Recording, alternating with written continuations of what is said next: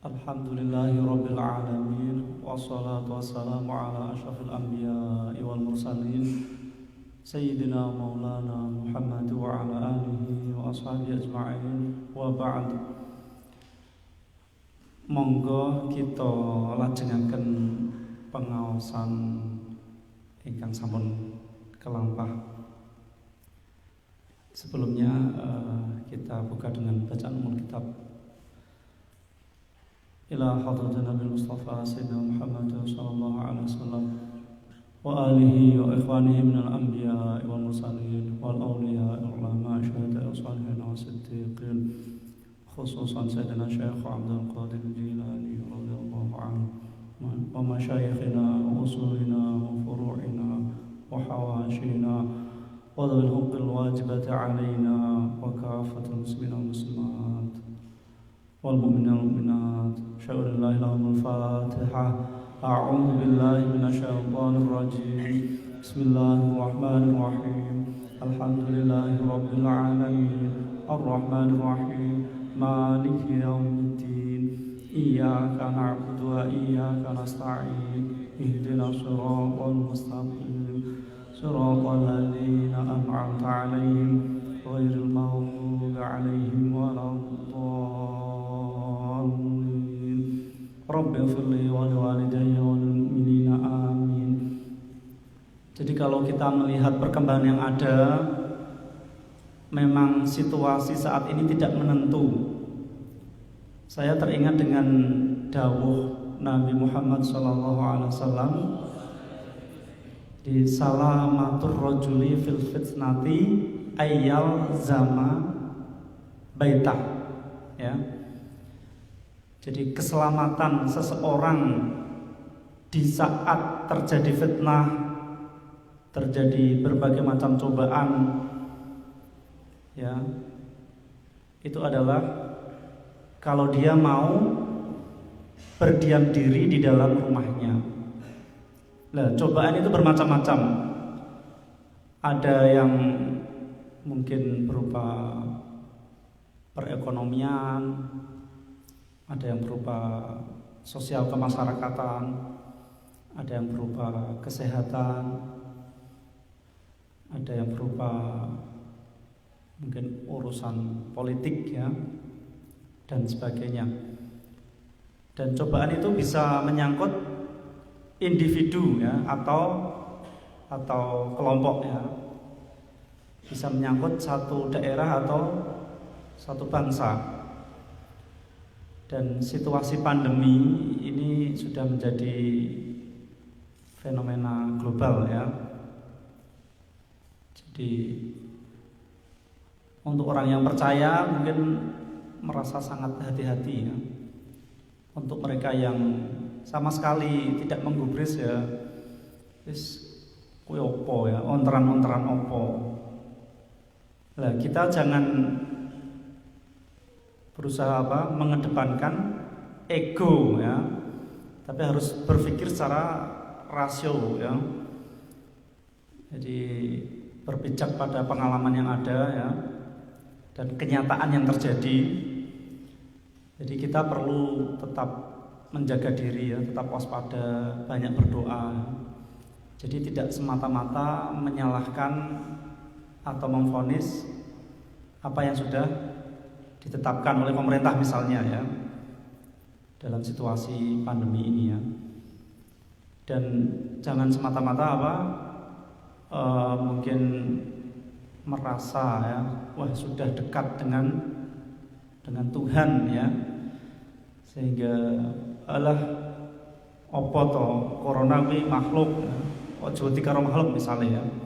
Ya, jadi jangan terlalu ekstrim, ya. Jadi yang terbaik adalah yang tengah-tengah. Jadi sesuai protokol tetap kita pakai. Kemudian secara spiritual juga kita pakai.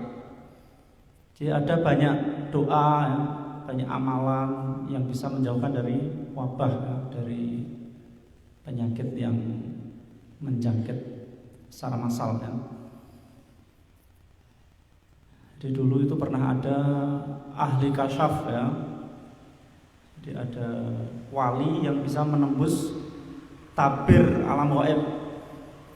Waktu itu ada serombongan wabah penyakit ya. Kemudian ditanya, "Hei, kamu mau kemana?" "Saya mau ke sana. Saya mau menghabisi orang-orang 1000 saja, nggak usah banyak-banyak. Dan dalam waktu hanya 1 tahun saja." Nah, kemudian ternyata apa? Ternyata yang mati itu lebih daripada jumlah itu ya. Dan ini karena mereka kurang hati-hati atau mungkin mereka menyepelekan suatu penyakit sehingga bisa menyebabkan semakin parah ya. Dan orang-orang itu pada panik ya. Panik itu bisa menimbulkan efek imun yang menurun ya. Jadi kekhawatiran yang berlebihan bisa menjadikan orang drop ya. Bahkan bisa memunculkan penyakit-penyakit yang baru ya. Jadi saya kira untuk mukadimahnya jangan terlalu banyak ya. Nanti waktunya habis untuk pemanasan ya. Panas kesuwen kobong ya. Kita buka halaman 40. Bismillahirrahmanirrahim. Wa ammal kayyu lan anapun utawi cos iku fali anna kulla wahidin mongko krana sak temene saben-saben suwiji minal amrodi saking pira-pira penyakit almad dadi kang almadiyah enten ya nisbate ya kang bangsa asal iku imma ayakuna ana kalane yen ana apa kul iku had dan atos fayakunu monggo ana apa kul iku sari al ifdai cepet bedae ya. Li hadits tarafaini kedua salah suwijine arah loro. Fala yahtaju digawe Imam Mansur ya. Fala yahtaju monggo ora dibutuhake apa ilaihi ahad niki fihi dalam kul. Jadi ada istilah kai cara wong Jawa cos pengobatan dengan memakai sarana besi yang dibakar ya, besi yang dipanaskan setelah menjadi bara itu nanti di cara Jawa ini dicoske ya, disentrepke ning penyakit wong. Sekali lagi ini hukum aslinya kan haram ya, tapi saat darurat menjadi diperbolehkan ya. Jadi sekali lagi ad-darurat tubihul mahzurat. Dalam situasi darurat akan bisa menembus hukum-hukum yang asalnya dilarang ya, menjadi diperbolehkan ya. Jadi kalau situasi sekarang ya tentunya kan beda dengan situasi normal ya. Walaupun sekarang orang menyebut apa? New normal karena katanya ya. New normal ya. New wi anyar, normal wi waras ya. Ora cara wong Jawa ya.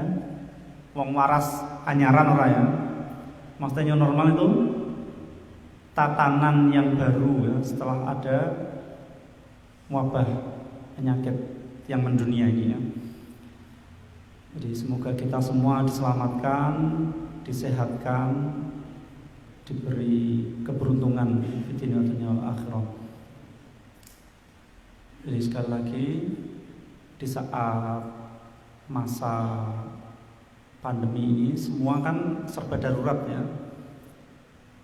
Jadi ada wilayah-wilayah tertentu yang sholatnya ya, kalau biasanya softnya itu rapat, rata, lurus, nah sekarang mungkin ada yang diberi jarak.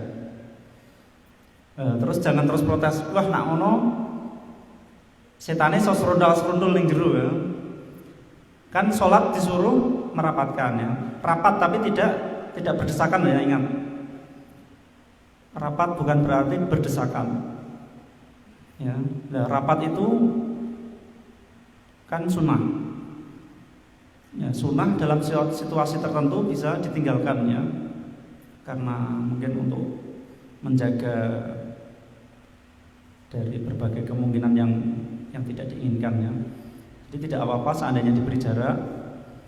Bukan berarti kok terus jarak itu terus setan bisa bisa masuk ya, terus salto ya, geluntungan ya, saking bebasnya. Bukan seperti itu ya. Ya. Kemudian mungkin dalam situasi mungkin kalau di dunia bisnis ya itu lumayan terjadi banyak kegoncangan ya. Jadi banyak pabrik yang berhenti ya, banyak karyawan yang mungkin harus PHK dan sebagainya. Jadi imbasnya banyak sekali ya, karena situasinya memang darurat. Ya, semoga khususnya Indonesia ya, khususnya di daerah kita ya, diberi perlindungan, diberi keselamatan. Kita lanjutkan dulu. Wa imma ayyakuna lan ana kalane yen ana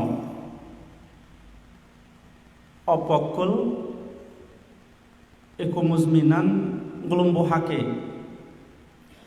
Wa afdhalu ilaji utawi luwih utamane nambani muzminan ba'dal istifraghi ing dalam sause ngosongake iku al-kayyu ngecos fil a'dha'i ing dalam pira-pira anggota allati hiya a'dha ya juzu kang menang fi ing dalam a'dha apa al-kayyu cos ya. Jadi pengobatan model kai pakai cos ini ya. Tadi kan pakai besi yang membara, wesi sing wis dadi mawa nyoske ya, mengenai penyakit tertentu. Ini tentunya harus melihat anggota tubuh yang mungkin untuk dicos ya. Jadi tidak semua anggota tubuh bisa dicos ya. Ya, jadi jangan sembarangan. Biasanya itu di telapak kaki ya. Jadi orang-orang kuno itu ada ya pengobatan semacam itu. Biasanya yang dicos itu telapak kaki.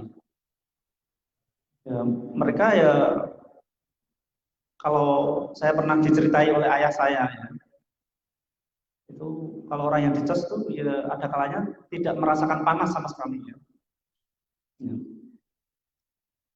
Dan tadi diterangkan bahwa anggota yang boleh dicos itu hanya anggota tertentu ya.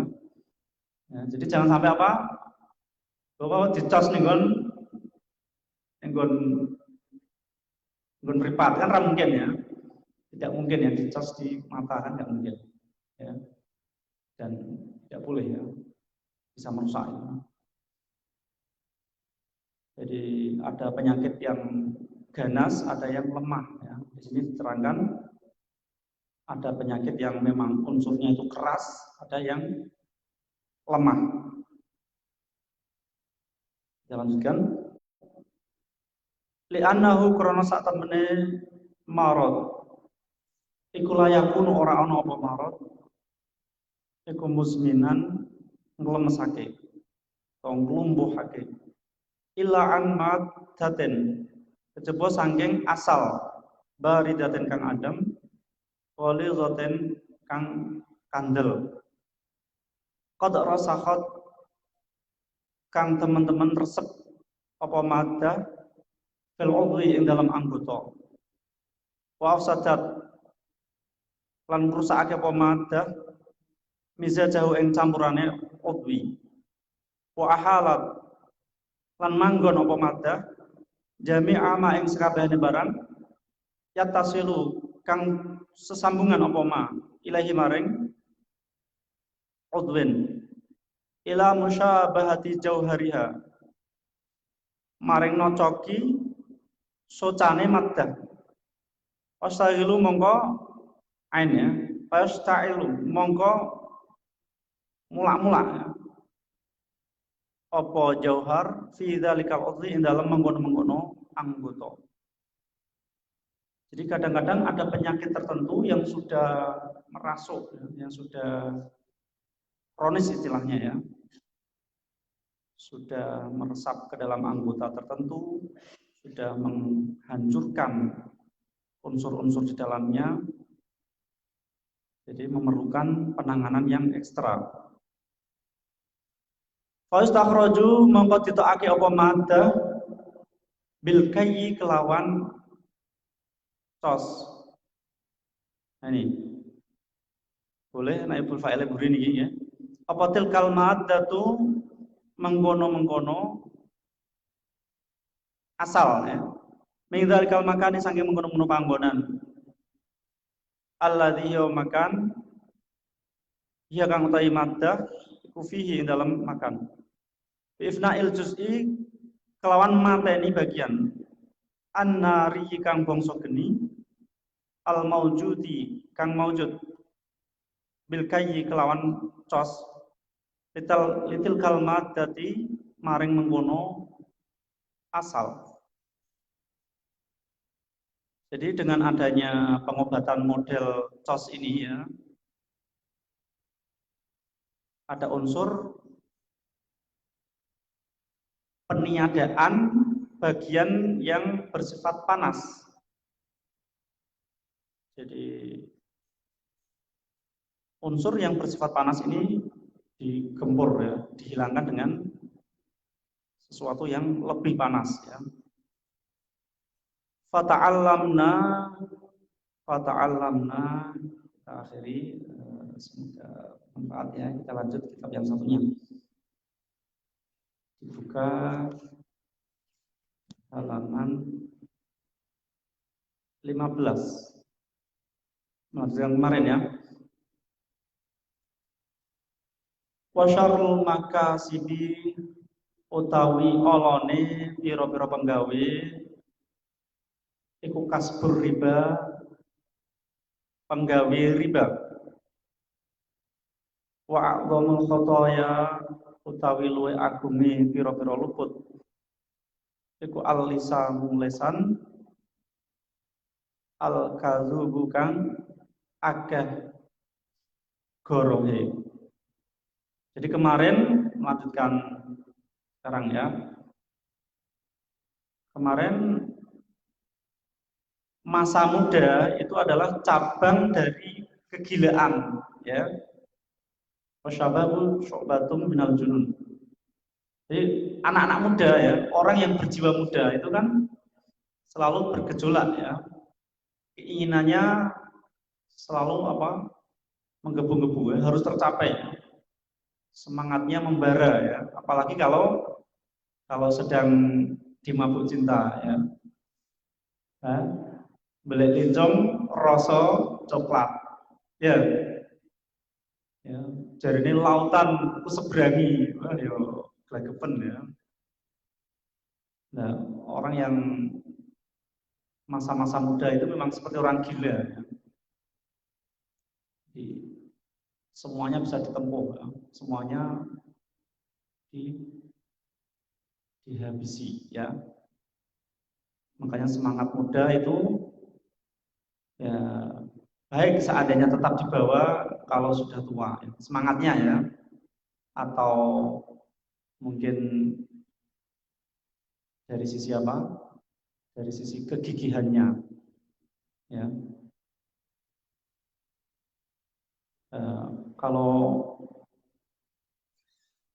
Kalau orang tua kok nanti semangatnya malah seperti anak-anak ya, sifatnya kekanak-kanakan, itu justru tidak baik ya, mengalami kemunduran ya. Jadi kalau orang-orang yang masa-masa muda ya jangan sekali lagi mendahulukan egonya ya, nafsunya didahulukan ya. Tapi anak-anak muda itu harus berpikir dewasa ya, berpikir yang matang ya. Ala orang-orang yang sudah tua, sudah bijak. Biasanya orang-orang yang tua itu tidak, cara Jawa ini orang gusa-gusu ya. Orang tua itu pertimbangannya banyak, pengalamannya banyak. Jadi banyak makan asam garam kehidupan. Makanya orang tua itu pantas seandainya memberi banyak nasihat. Ya. Kemudian syarrul makasib kasbur riba. Pekerjaan yang paling buruk adalah pekerjaan dari hasil riba. Ya, riba itu mirip dengan dagang. Sama-sama untung, tapi kalau riba untungnya haram, kalau dagang untungnya halal. Ya. Jadi riba itu pasti yang satu diuntungkan banyak, yang lain dirugikan ya pasti. Ya. Kalau jual beli itu yang penting antarodin minkum ya, saling ridho ya. Mbah pedagangnya jika untung akeh, mbah sithik, sementing saling ridho ya. Sementing jujur ya. Jujur, pedagang itu jujur. Ya, tidak perlu bersumpah ya, sementing jujur. Ini kualitas super, ini KW ya. Ini baru ya, ini bekas ya, dan sebagainya. Jujur ya. Kemudian a'zamul khotoya al-lisanul kadhub. Kesalahan yang paling besar itu apa? Lisan yang suka berbohong. Jadi lisan saja itu sudah besar bahayanya, apalagi menjadi lisan yang pembohong. Ya, makanya anggota tubuh yang paling banyak salahnya itu adalah apa? Lisan ya. Lisan. Saat Nabi Muhammad SAW Isra Mi'raj itu melihat apa? Sapi yang besar berusaha memasukkan kepalanya ke dalam lubang semut. Ya. Apa yang terjadi ya? Jadi sosok-sosoknya biasa ya. Iya berapa kali mlebu. Lalu Nabi Muhammad bertanya kepada malaikat Jibril, ini gambaran apa maksudnya?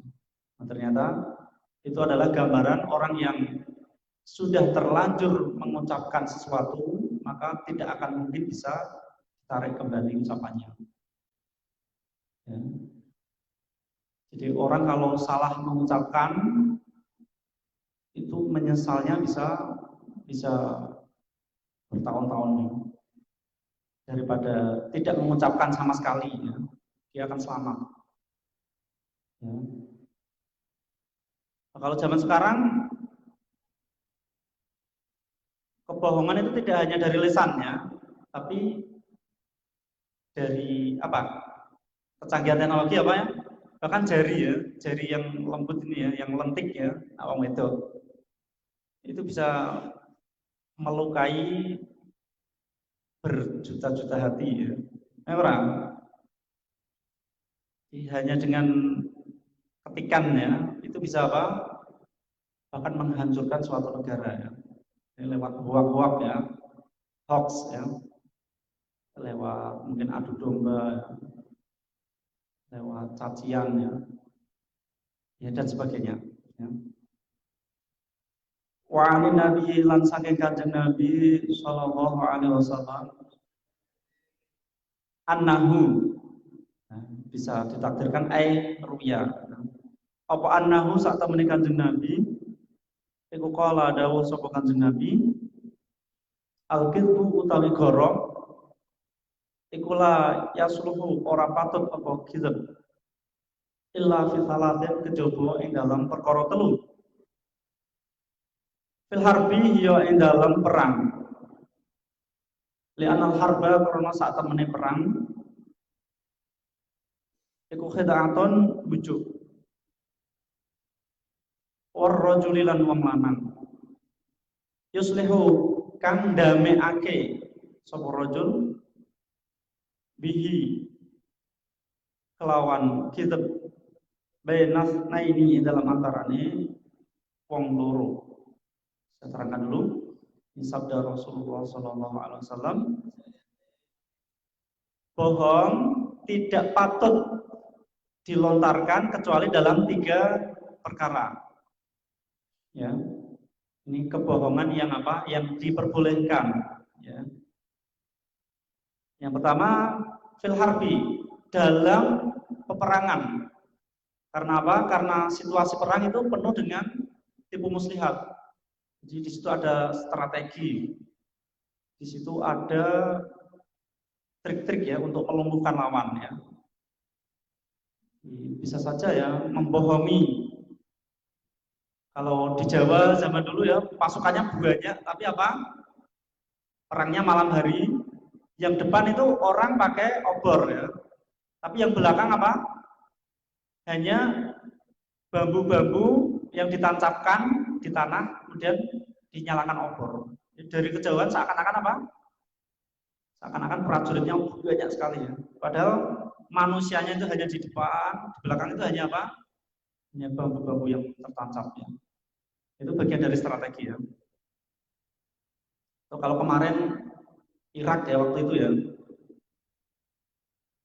itu pakai bom plastik ya. Kan rudalnya itu sekali tembak pihak musuh ya, itu kan ada senjata penangkis ya. Nah, padahal senjata penangkisnya ini mahal sekali biayanya ya. Satu senjata ya itu bisa seharga 4 rumah sakit besar ya. Nah, itu oleh Irak apa memakai senjata palsu ya apa? Pakai plastik ya. Setelah meluncur ternyata apa? Ada pihak musuh kan meluncurkan senjata penghancur rudalnya itu ya. Berarti mereka apa? Tertipu ya. Ternyata bukan senjata yang asli. Jadi di situ ada permainan ya, ada tipuan-tipuan. Nah, kalau dalam perang nggak apa-apa, ya. Tidak apa-apa. Dan yang kedua, orang yang mendamaikan di antara 2 orang yang berseteru. Ya. Jadi orang kalau mendamaikan 2 orang atau 2 pihak, ya, atau mungkin dua kerajaan bisa ya, 2 negara bisa ya. Terus seandainya harus berbohong nggak apa-apa ya. Ini demi perdamaian ya, biar tercipta apa? Perdamaian. Yang ketiga ini war rajuli lan wong lanang yuslihu kang dameake sapa rajul ihi lawan kitab bainahu ing dalam antarane rajul wa baina mar'ati lan antarane bojo wadone rajul. Para wong riwayatake hadis sapa muslimun Imam Muslim. Jadi yang ketiga, kebohongan suami karena ingin berdamai dengan istrinya ya. Jadi suami istri berbohong nggak apa-apa ya. Saya masih ingat ya, ayah saya ya, Pak Temzen ya, rapopo ya, misalnya nukok ke baju bojone ya, saya bahasa Indonesia kan ya. Jadi seandainya suami membohongi dalam rangka biar damai ya, sebab istrinya itu meminta baju yang seharga 2 juta misalnya ya. Kan biasa ya orang-orang perempuan itu jaga image ya. Apalagi ibu-ibu pengajian itu sering apa? Ada seragam terus ya. Apalagi mama-mama sosmed ya. Selalu gonta-ganti baju terus ya. Itu kan mahal sekali itu. Biaya hidupnya apa? Lebih mahal